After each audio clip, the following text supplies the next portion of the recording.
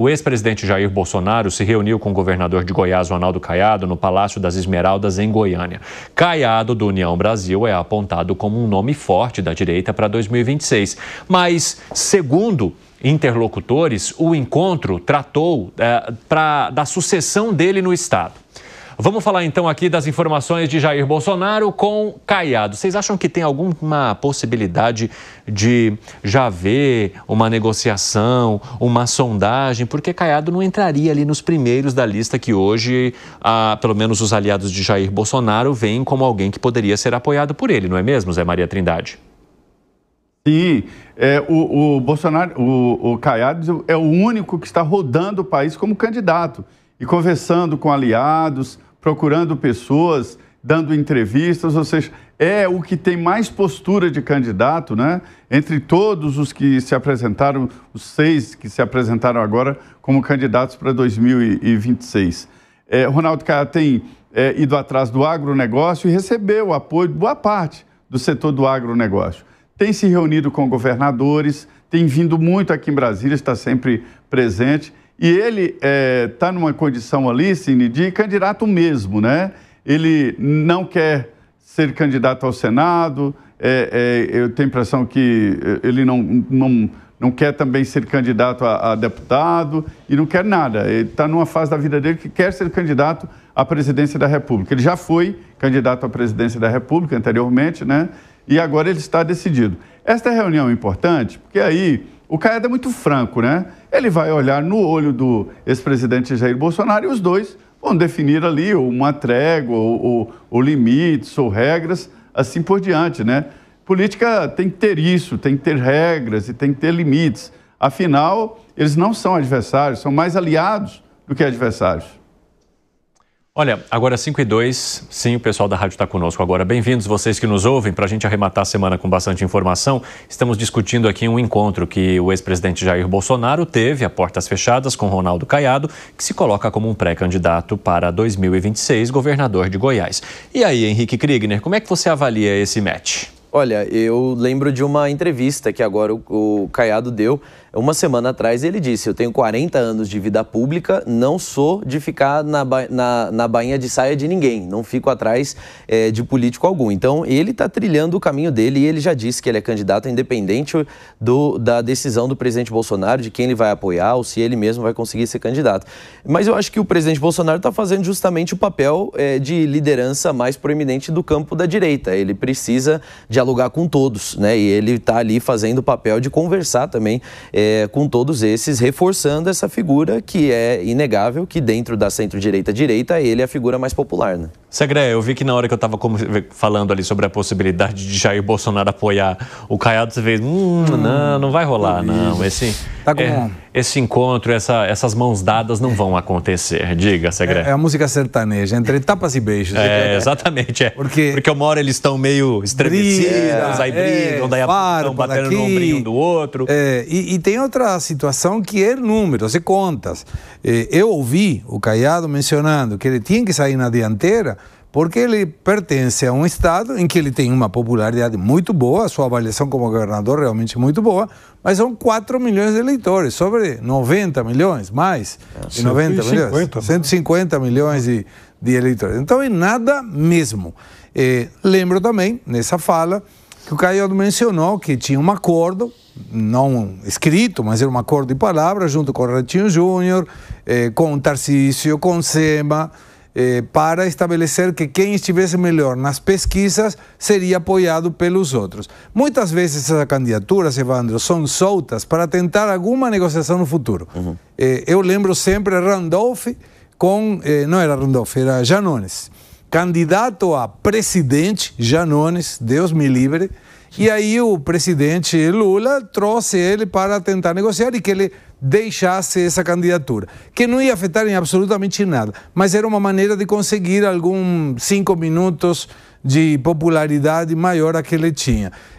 Caiado é uma pessoa forte perante o agro, sem dúvida nenhuma, mas eu ainda não consigo entender qual seria a força em nível nacional. E que curioso, né? Aqueles que se protocolam como candidatos não têm muita expectativa de ganho. Aquele que diz que não será candidato, que é Tarcísio, é o que mais chance tem de ganhar. Maluco. Fala, Piperno. Eu acho que Ronaldo Caiado será um candidato extremamente competitivo ao Senado por Goiás. Ponto. Acreditar no Caiado, um candidato competitivo à presidência o ano que vem, é mais ou menos como crer que o Putin pode ser o homem da paz, né, nesse conflito lá no Oriente Médio, né? Então, veja, ele é candidato dele mesmo. Ele, é óbvio que ele tem esse desejo, já manifestou isso há muito tempo, trabalha por isso. Aí o Bolsonaro se encontra lá com ele e fala: pô, Caiado, então, né, o meu lado aqui, qualquer um dos meus familiares, qualquer um que tenha o sobrenome Bolsonaro, enfim, o Tarcísio, a gente tem 10 vezes mais que você em pesquisa, né? Então vamos fazer um acordo aqui para lançar um candidato a governador em comum, né? Você vai ser importante nesse processo. Você pode ser uma figura proeminente no Senado, um político experiente, já passou por lá, inclusive. A ponto, quer dizer, encerra por aí. Né? E depois, primeiro, o Caiado nem sabe. Veja, o partido dele se junta com outro agora, né? Enfim, o acordo aí. União Progressista. Exatamente, junto com o PP, que também é um partido forte. E aí o PP, que é um partido cheio de caciques e tal, certamente, e o próprio União Brasil, Alcolumbre do União Brasil ligado ao governo, vai chegar para ele e falar: Caiado, é o seguinte... Dá uma segurada. Bancar um candidato a presidente custa 70, 80, 100 milhões de reais. Bancar um candidato a presidente que tem 3, 4% significa jogar fora 70, 80 milhões de reais. Então, Caiado, se segura no Senado que nós vamos pegar essa dinheirama toda, vamos esparramar pelo país para tentar eleger mais um bocado de deputado e senador. Agora, Zé Maria Trindade, tem um comportamento muito comum toda vez que um nome como este aparece. Quando vem Caiado e a possibilidade de concorrer a 2026, se fala: não, mas tem o Tarcísio. Aí vem o Ratinho Júnior. O Ratinho Júnior pode ser um pré-candidato a 2026. Mas ele também não é tão conhecido, assim como o Caiado. Tem o Tarcísio, mas em que momento que seria o Tarcísio? Porque tudo isso depende do apontamento de uma pessoa, Jair Bolsonaro. E a gente ouviu ainda umas informações aventadas de que para isso acontecer, Tarcísio precisaria integrar o PL de Valdemar Costa Neto e de Jair Bolsonaro. Ou seja, embora todos os caminhos vão convergendo para que Tarcísio se torne o candidato, será que isso aconteceria de fato? Mas eu vou usar uma frase que eu acho que é o Piperno que falou, né? A última hora é para ser usada, ela existe para isso, né? E em política eles exageram no uso deste direito. Mas ele teria hora, a última né? hora, hein, seu Zé? Porque ele também poderia concorrer ao governo de São Paulo e a última hora não serviria nesse caso. Ele pode se desincompatibilizar, né? E aguardar e depois escolher o cargo que ele quiser se candidatar. Eduardo Leite fez isso no Rio Grande do Sul, por exemplo, né? É verdade. Se desincompatibilizou e depois se candidatou à reeleição. Tem razão. Tem gente que acha que é vantagem, que ele fica mais solto para fazer campanha e tal, e tem gente que acha que não. Mas, enfim, é muito difícil definir esse deadline. É uma situação complexa, né? Porque há uma pressão forte para que ele seja candidato. E está aumentando dia a dia essa pressão, porque entendem que ele pode pacificar essa área da direita que está dividida, está muito dividida. Então, ele, lançando a candidatura dele, é possível até que ele convença Ronaldo Caiado a ser, mais uma vez, senador da República. Porque o pessoal fala de a mulher do Caiado ser candidata e tal, não pode, ela está incompatível, porque ele é o governador, né, e mulher do governador fica inelegível, né? Então, é uma situação que o Caiado pode ficar fora da política, né? Então, se for o governador de São Paulo candidato à presidência da República, ele vai conseguir reunir esse centro. Tem muita gente que não quer que ele desarranje a política de São Paulo, está muito arrumado aí, os interesses todos agrupados, interesses políticos, econômicos e sociais, enfim, é tudo muito ajustado e a máquina prepara para a reeleição. Mas é que a pressão está aumentando e eu acho que com razão. É preciso aparecer alguém para unir, para pôr ordem na sala. Você concorda, hein, Segré? Concordo. Me parece que essa opção de seja candidato a senador, e vai ser um ótimo senador, já tem experiência, uma pessoa querida, respeitada, e de novo, no seu estado tem uma avaliação impressionante. Até ele se jacta de falar que em Goiás a gente pode andar na rua com celular que ninguém vai roubar. Isso hoje em dia já é um diferencial enorme. Mas eu acho que não dá ainda para conseguir atingir uma expectativa de presidência. E olha, o ex-presidente Jair Bolsonaro passou mal durante essa agenda em Goiás, e precisou cancelar os compromissos. A Aline Becht é quem vai trazer as informações para a gente. Eu até vi umas imagens em que Bolsonaro parecia bastante abatido ali nessas fotos. Aline, conta um pouquinho sobre isso para a gente. Bem-vinda. Olá, boa tarde, Cine, a você, boa tarde a todos no estúdio, a todos que nos acompanham. Isso mesmo, o ex-presidente Jair Bolsonaro precisou cancelar uma agenda hoje que ele região de Goiás, e aí ele chegou a relatar uma certa indisposição, né? Ontem ele já havia participado de uma cerimônia na cidade de Aparecida de Goiânia, e nessas imagens, nas fotografias de ontem do evento, a gente já percebe que ele estava bastante abatido nessas imagens. Ele recebeu o título de cidadão aparecidense durante esse evento, e aí ele chegou a discursar ontem dizendo que já estava se sentindo mal, que já vinha alguns dias ali tendo um certo desconforto. Nessa sexta-feira, pela manhã, ele chegou a participar de uma comemoração de cortesia com seus apoiadores em um frigorífico, ainda na cidade de Goiânia, mas ele ficou rapidamente. Ele precisou sair antes ali da finalização desse evento, do encerramento deste evento ali com os apoiadores. Isso não tem a ver com os problemas intestinais que o ex-presidente vem passando nos últimos meses, e como nós acompanhamos também, especialmente a última cirurgia, não tem a ver, não está relacionado a isso. Conversei com a assessoria do ex-presidente logo após o retorno dele aqui para Brasília, que me disseram que, de fato, ele teve os enjoos, ele passou mal, teve uma indisposição, mas não necessitou de um atendimento médico e nem precisou ser levado até o hospital. Ele retornou para Brasília no início da tarde com os seus familiares e já se encontra com a sua família aqui na capital federal. Vale ressaltar também que essa agenda que Bolsonaro estava cumprindo em Goiás é uma agenda de movimentação do Partido Liberal, né? O partido que já se movimenta para as eleições de 2026. Então, não há ainda uma remarcação dessa agenda que Bolsonaro faria hoje em Anápolis e que foi cancelada por conta dessa indisposição do presidente, mas o fato é de que agora ele está bem.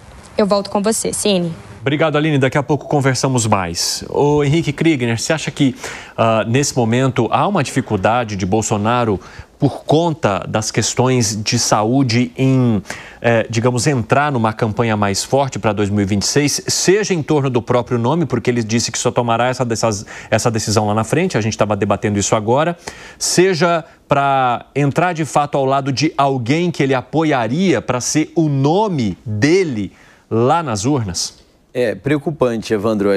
O presidente Bolsonaro é um homem muito forte, né? Assim, isso não sou eu que estou falando. Todas as vezes que ele passou pelas cirurgias, os médicos trouxeram esse ponto de que outras pessoas não resistiriam ao quão complicado foi o procedimento. Então, isso é uma coisa que a gente não pode deixar de colocar em consideração também. Ele está no momento de saúde, ele já, inclusive, anunciou isso, que se ele precisar, segundo a recomendação médica, passar pelo mesmo procedimento cirúrgico que ele passou 1 mês atrás, 2 meses atrás, as chances são que ele não resista por conta de todo o desgaste no corpo. Então, com certeza, isso entra na conta dele também.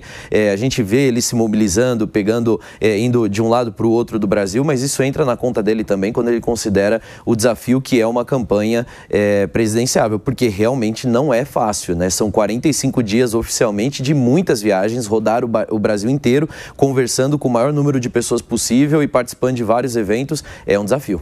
José Maria Trindade, nós mencionávamos aqui, toda vez que falamos um nome para representar a direita, esse nome passaria para o Jair Bolsonaro. O próprio Valdemar Costa Neto usou uma frase muito interessante para explicar isso. Quando perguntado sobre se ele se preocupava com o fato de Jair Bolsonaro não poder concorrer e também não indicar ninguém, ele falava, a escolha é dele, porque o eleitor é dele.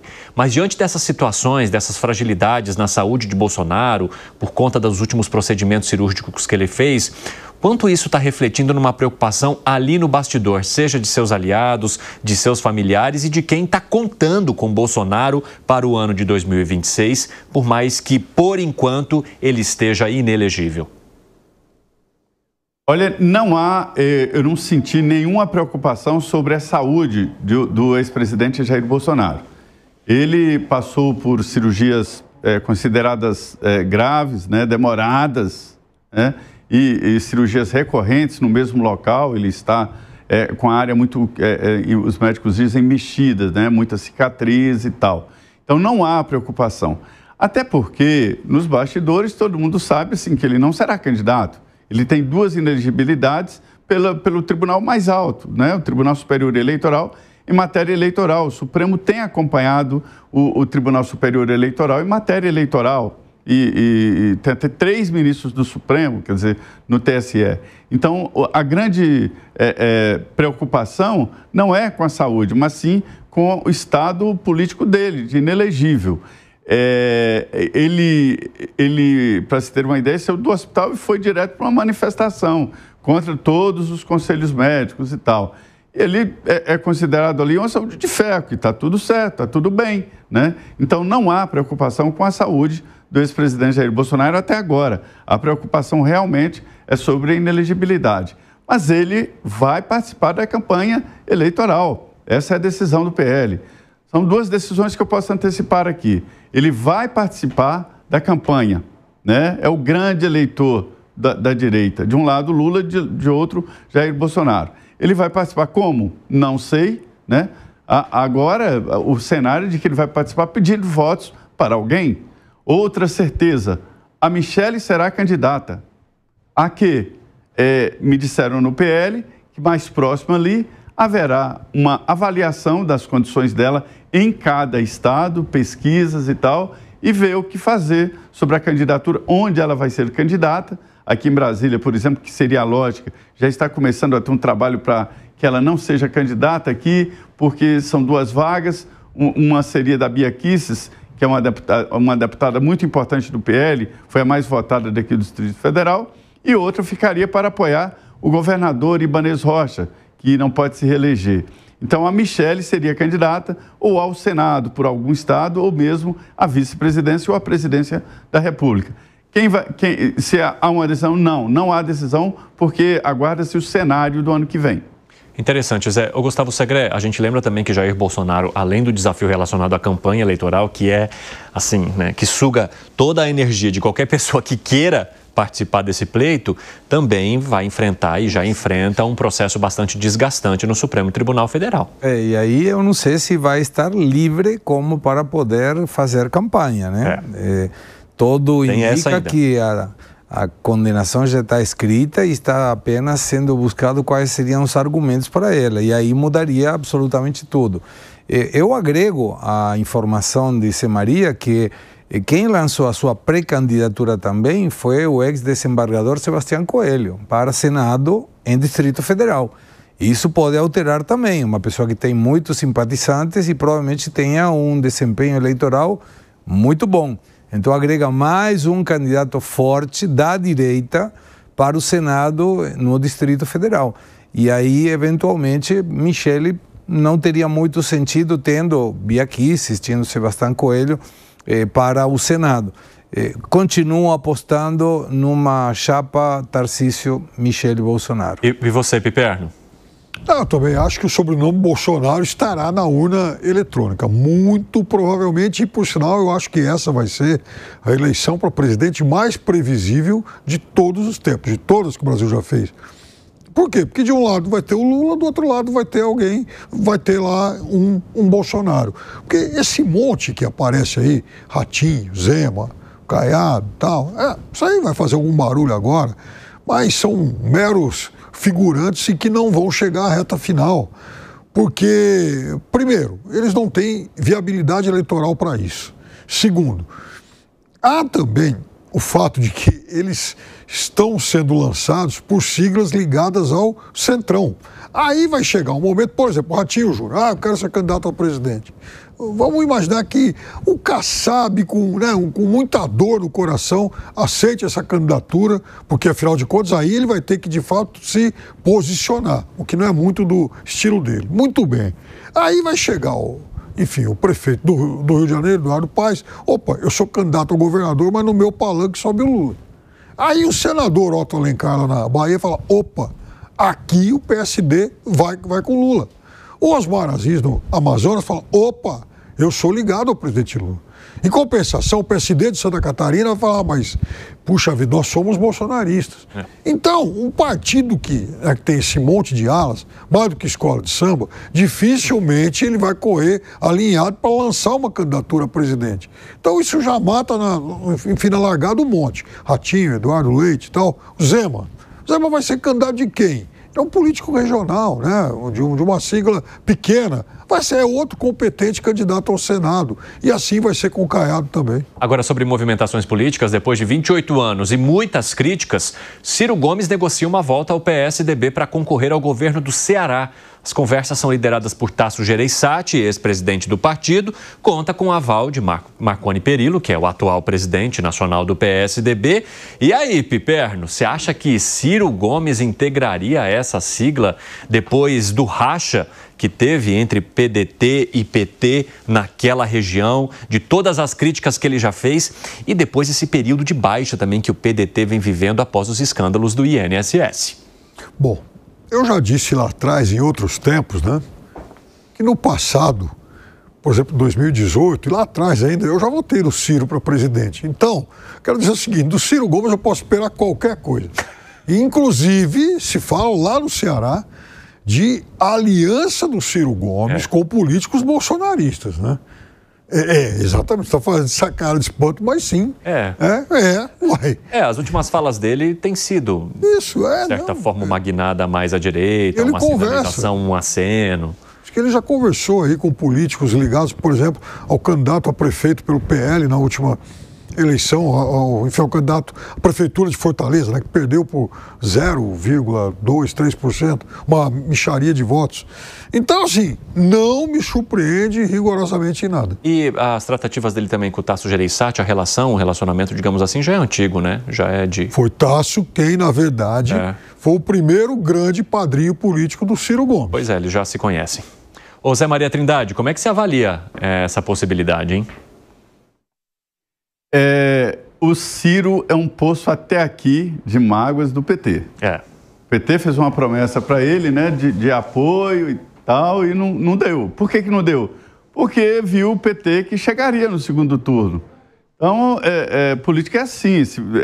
Houve um momento ali que o PT achou que não chegaria no segundo turno. Aí decidiu, então, que poderia apoiar Ciro Gomes, um nome, né, ali mais de esquerda, para vencer exatamente o candidato de direita, Jair Bolsonaro.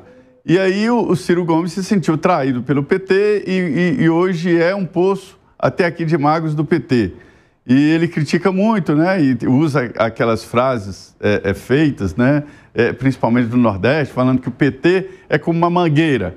Nada nasce, nenhum mato nasce debaixo de uma mangueira. Ou seja, quem se aliar ao PT vai ficar sem nada, porque não nasce líderes, não nasce nada. Ele vem cunhando essas frases e se posicionando assim. Não é exatamente um Aldo Rebelo, que deu uma guinada muito forte no pensamento político, eu acho isso importante. Muita gente torce o nariz para ele, eu acho bom. Eu gostaria que muita gente fizesse essa reavaliação que o Aldo Rebelo fez e mudasse as ideias e se atualizasse, eu diria até, né? Então, é possível que o Ciro Gomes seja candidato ao governo. Ele nunca quis, depois que saiu da prefeitura, nunca quis ser candidato por lá. Veio ser deputado aqui, mas não gostou, porque realmente quem sai do Executivo que entra na Câmara se perde, porque não tem um trabalho palpável. Chega no final do dia, o deputado, o que eu fiz? Não tem nada realizado naquele dia, né? Um trabalho muito abstrato. Então, quem vem do Executivo fica frustrado mesmo na Câmara dos Deputados. E o Ciro Gomes ficou frustrado com a sua atividade parlamentar. Daí essa obsessão dele de se candidatar à presidência. Então, é possível que ele seja mesmo um candidato ao governo. E Gustavo Segré, Ciro Gomes teve boa avaliação, protagonismo no Ceará, justamente por causa também das políticas voltadas ao desenvolvimento da educação naquele estado, que serviram depois de exemplo para vários outros estados do país e políticas públicas que foram desenvolvidas na sequência. Você acha que o retorno dele, a ida dele ao PSDB poderia trazer também novamente esse brilho para ocupar um espaço do executivo lá no Ceará? Eu não sei se o partido seria o melhor para ele. Eu confesso que tem algumas ideias do Ciro que eu gosto.